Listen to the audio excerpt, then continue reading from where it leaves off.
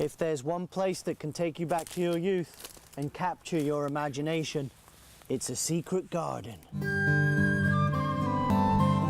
Rory Phillips hides his best-kept secret deep inside Cordova Bay.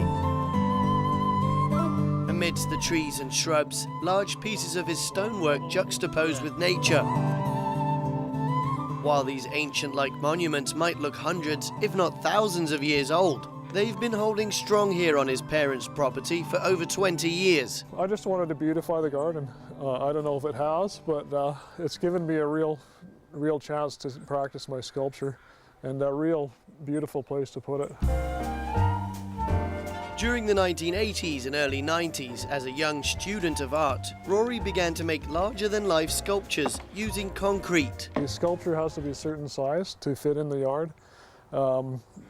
It has to be fairly big because it's quite a big space. In his late teens and early 20s, he became excited about every piece, hoping that each one would last for 100 years. I love to invent, so art is inventing, so I just love to try different techniques. Now, Rory got a lot of inspiration for these type of characters through a course he took at the University of Victoria, studying Gothic churches and cathedrals. With this one, I wanted to sort of meld different cultures.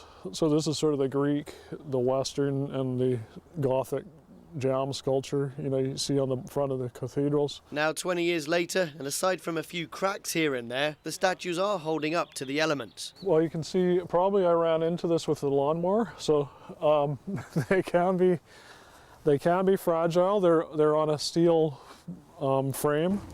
Yeah, that's a little bit of a problem. The hands are stretched out, and often I get coins, up to $20 worth of coins on the hands, which is interesting. So People leave them there? yeah. Wow. So that's a bonus. But for the past 7 years, Rory's been studying to become an architect. He has very little time for sculpting these days, and his outlook on art has changed with time as well. Once I do work, pretty much doesn't matter to me after it's finished. It's all in the process. So they're here. They're interesting, but I don't really look at them anymore. And while Rory will likely leave Victoria with his career soon, part of his life story will live on here, a story told in his parents' garden by these monumental relics of his artistic roots. Like a Rory Phillips sculpture, cemented in creativity, slightly weather-beaten, hoping to stand the test of time. I'm James Green in Saanich, your urban specialist.